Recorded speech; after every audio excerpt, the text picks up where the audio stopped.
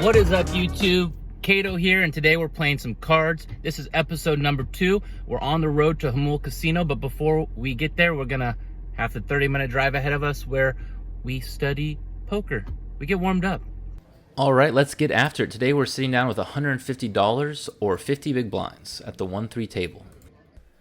The first notable hand of the session is Ace-Queen offsuit. It is a beautiful hand, and I have good position in the low jack. It being an unsuited Ace-Queen means that I don't have as much equity that I can realize because I'm lacking the flush draw. Also, the only straights possible are gut shot straights. I elect to bet $15, which the hijack immediately calls and the button calls as well. They are probably repping wide ranges, and they probably have a capped range, seeing as they didn't re-raise. The under the gun limper decides to squeeze play all in for $70 with a 3-bet, and I 4-bet over the top in order to protect my hand and get out the weak holdings.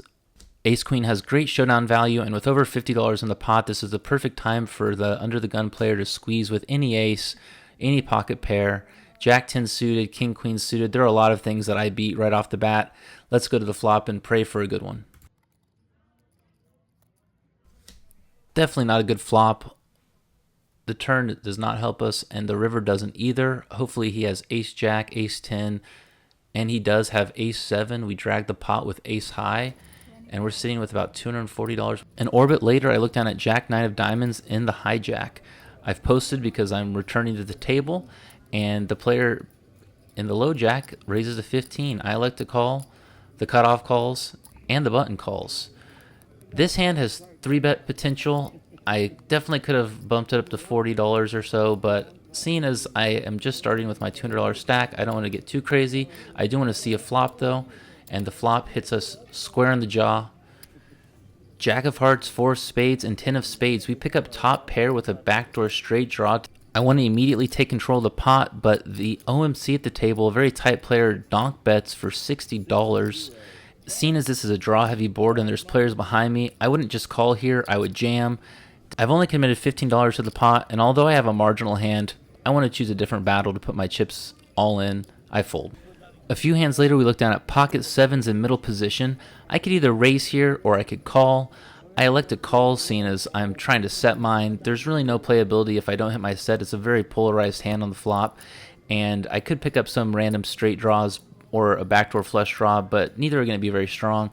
I limp in, hoping that people limp behind me. It is a 1-3 game, notorious for limpers, and 5 people limp, and we're going to the flop 5 ways. This is exactly what I want to see.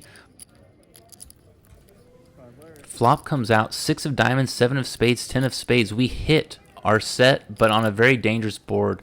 There's already a made flush possible. There's 2 spades on the board, and there are plenty of other cards that come on the turn that make our hand worse. The player to my right opens for $20. He's definitely a recreational player there to have fun. He's been drinking beer all night. I could raise, and I would probably opt to do that if I could go back, but seeing as it's a very small pot and there's a lot of dangerous cards that could come on the turn, I decide to call and reevaluate. I have position on him, and I don't want to reveal the strength of my hand just yet. The big blind calls from behind after thinking for a long time like he may have been opting for a raise. I'm praying for a blink on the turn, and I get it. It's the 2 of hearts. Absolutely nothing else gets there. I'm going to be applying max pressure to the pot.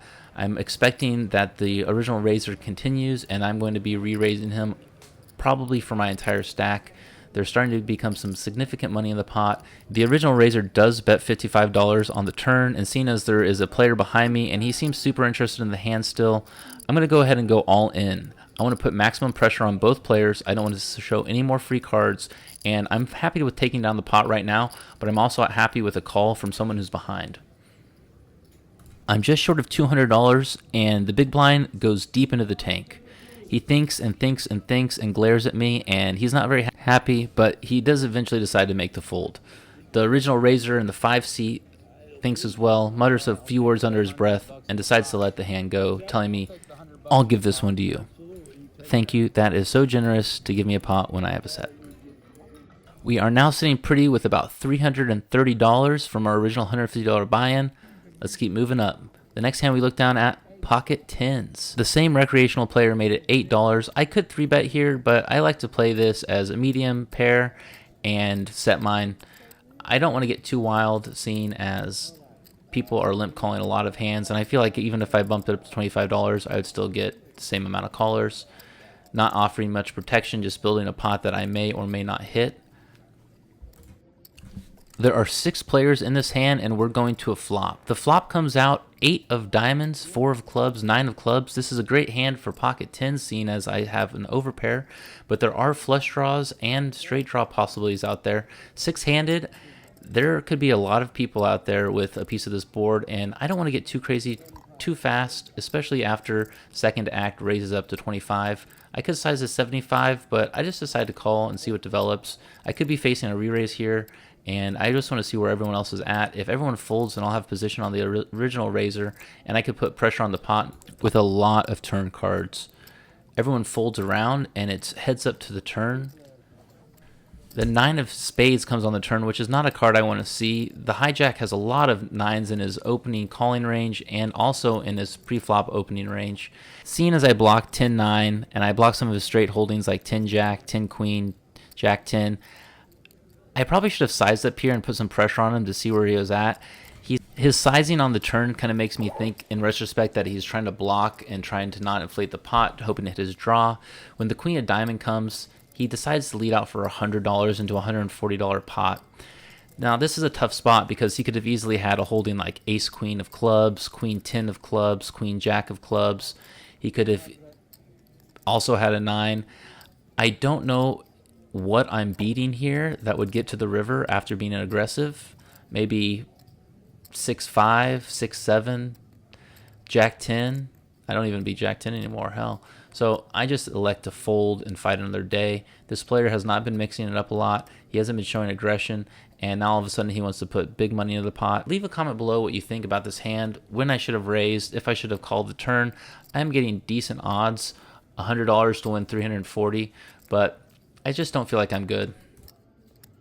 The next hand that we get is pocket 5s under the gun. This could be folded if my stack was a little smaller and the relative stacks of my opponents were smaller, but I'm just going to call and hope to see a cheap flop to hit the set. The middle position player does not allow this and raises to $13. The button calls 13.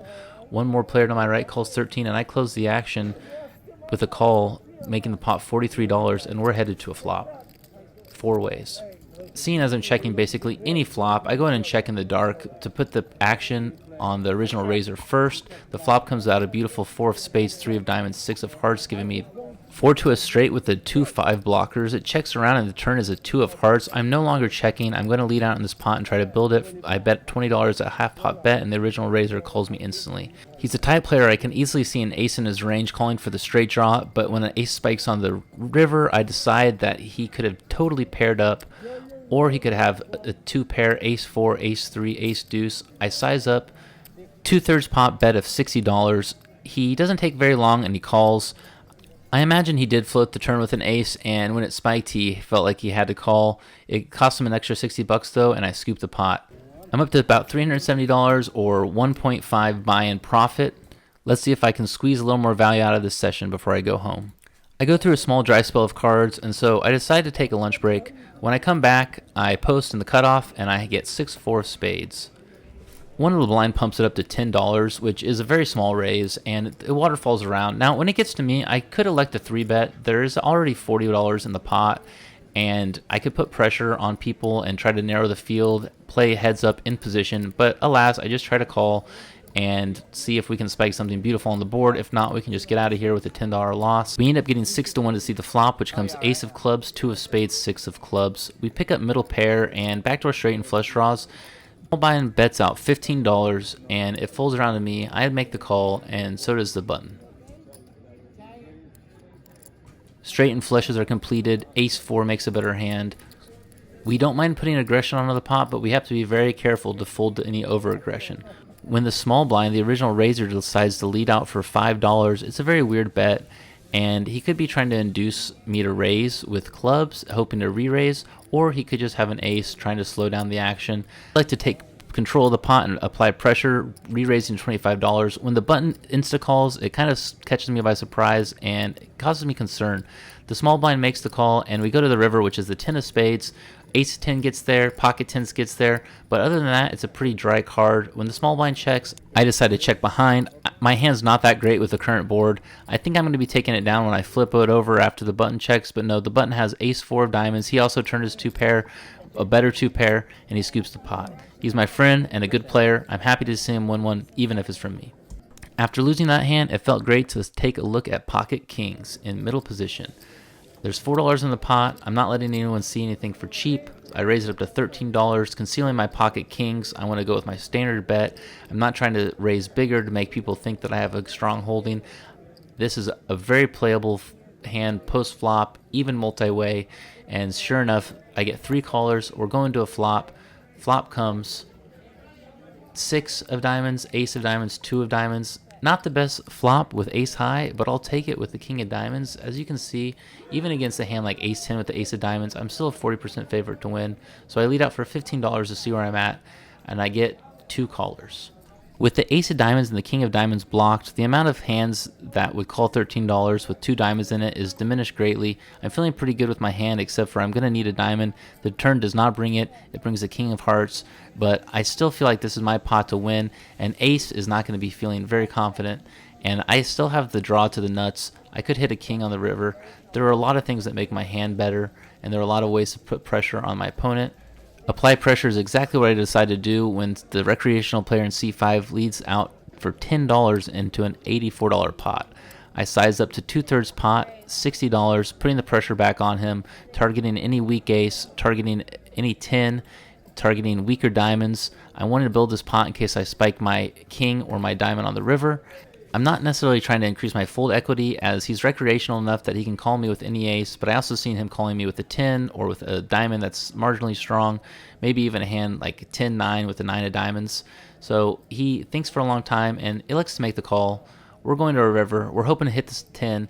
We know that he's playing passive, leading out for small bets, and so I'm not that concerned.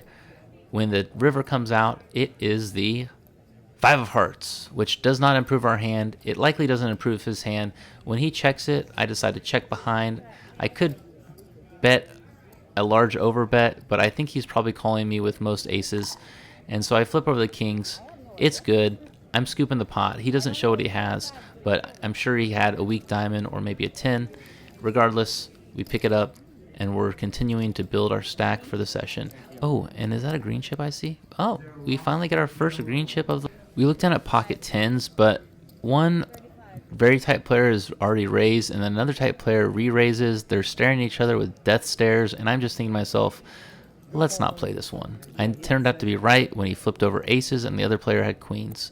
We looked down at ace king of hearts on the button. This is a beautiful hand in a beautiful position. We opened the bet up to $15. Hoping it to call, and no one calls. Next, we look at queens in middle position, same thing, and then we get queens again in middle position. This time, the gun raises a 10, under the gun +1 calls, and I elect to 3-bet to $30. I could have 3-bet larger, but everyone's folding. It's a very tight table, and I want some action, so let's build this pot up. Let's get a call. Nope, that's not what happens. It folds around.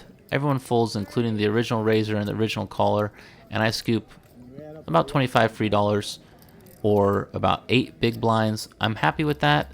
8 big blinds with pocket queens is a solid win, uncontested. Next hand we have king of hearts, queen of diamonds in the cutoff. It folds around to the hijack, who limps, and so I raise up 3x +1 for the limper to $15. Seat 1 calls immediately, and the hijack calls as well.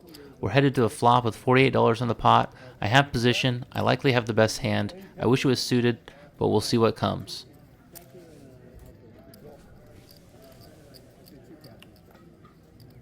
The flop comes out jack of diamonds, king of spades, 8 of clubs. A great flop for me. I hit top pair with the second nut kicker, and only things like ace king, king jack, maybe jack 8, pocket jacks, pocket 8s beat me.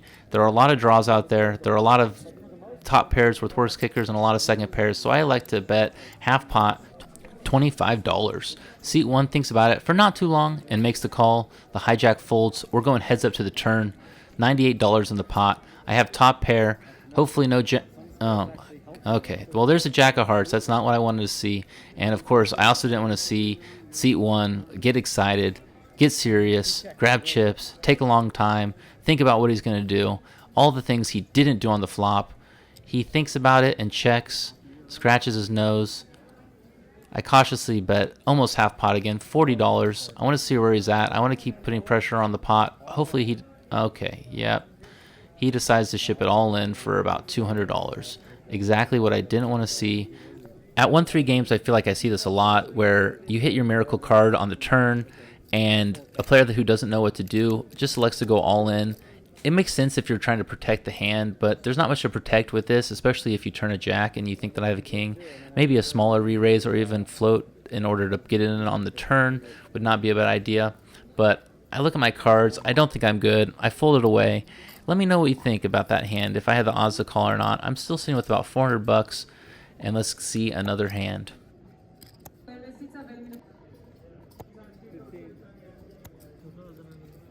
Down at Jack 10 suited in the small blind. This is a beautiful hand. This is one of the best hands out there. It's got a lot of playability. It can cooler big hands like ace king if I hit my straight. It puts out a lot of concealed straights like king queen 9 is kind of hard to see. When the recreational player in the cutoff raises to 13, I know that I can't just limp here. My hand's too strong, my position's too weak. I have to 3-bet, and so I size up to $40 and I've put it in the pot.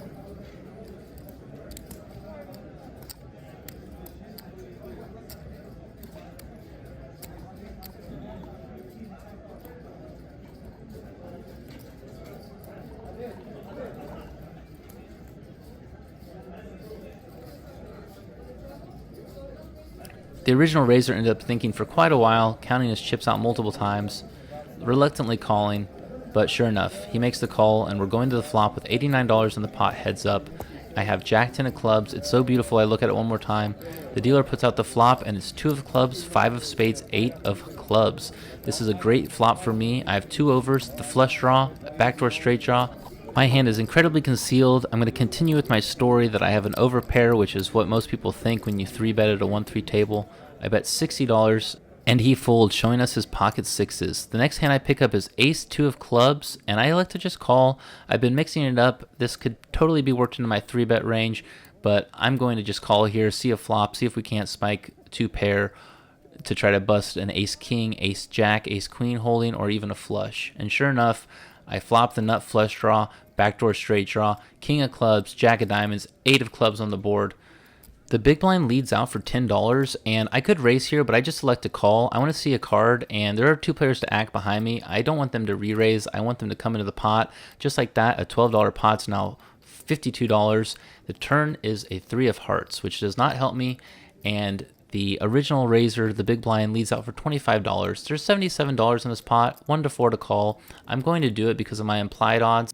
This player in seat 1 in middle position elects to call, and the player in seat 5 folds. We're going to the river, we're praying for a club, an ace will probably do it as well, but no, it's a jack of hearts. Does this board remind you of a hand that we just played? It reminds me, and when the original raiser bets 1/4 pot, a $40 bet, I sense weakness. I decided it's time to pounce. I could have definitely gotten here with a jack. Hopefully the guy behind me doesn't have one, because I bet $200, and immediately the guy behind me folds, thank goodness. There's frustration visible on the player that originally raised and has been in control of the pot the whole hand, and I think my story might be working. He looks at his cards one more time, and he actually folds away a monster. King 8 for the 2 pair on the flop. He feels like he was counterfeited. I got away with a pretty decent bluff, if you ask me, but he was also a good enough player to make that fold, which is kind of ironic because, well, he had the best hand. You did get lucky in river. I don't know, but I think you did get lucky in river. I flopped the pair. The next hand, the biggest hand of the night, and the hand to wrap up the vlog, is going to be ace-3 of hearts in the cutoff. We have $7 in the pot. When one person's limped, we get another limper, and the player to my right immediately min raises to $6. I could mix it up with the raise, but I'm feeling pretty good about my chip stack. I don't want to get too wild at the very end of the night, and so I just select to call. We get a few more calls, and we're going to a pretty decent sized flop.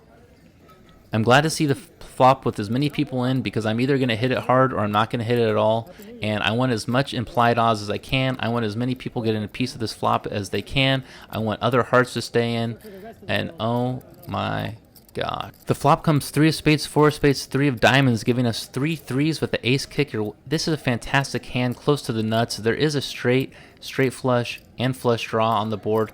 The player in the small blind immediately raises $28. It seems like I've been getting mixed up with him and seat 5 a lot, and sure enough, seat 5 comes in for the $28 as well. I could easily raise here, but I have such a strong hand that it's either going to be good or bad on the turn. Bad, I mean, if a spade hits or a straight gets there. Good if it's a blank. I want to fade any bad cards. I have position. The original raiser seemed like he really wanted to bet, so I don't want to give away the strength of my hand just yet. I'm praying for a brick on the turn. Let's see if it happens, because there's already $120 in the pot.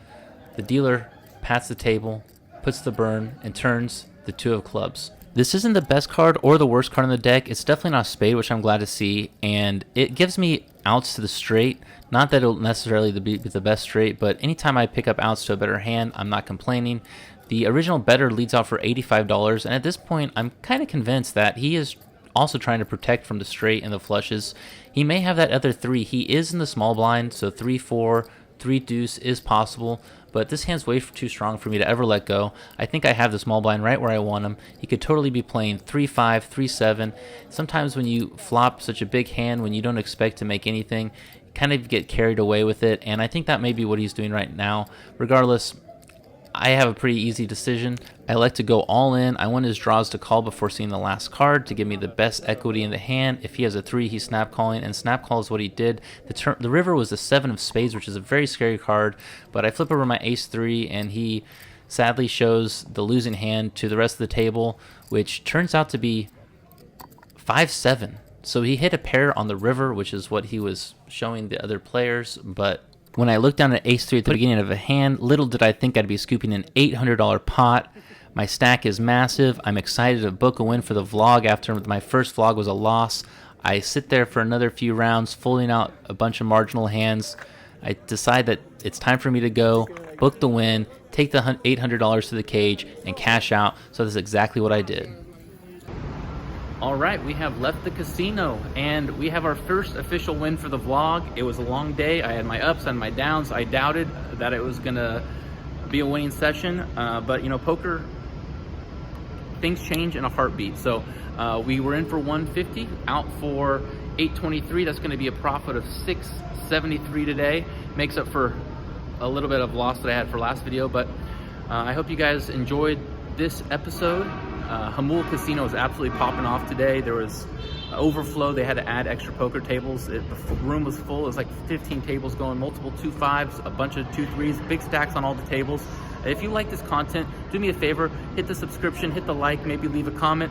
Tell me if I did all right or if I did poorly, and help this channel grow. It's something I'm really having fun with, but it's a lot of hard work, so any little bit of motivation really goes a long way. Thank you very much for tuning in, and till next time.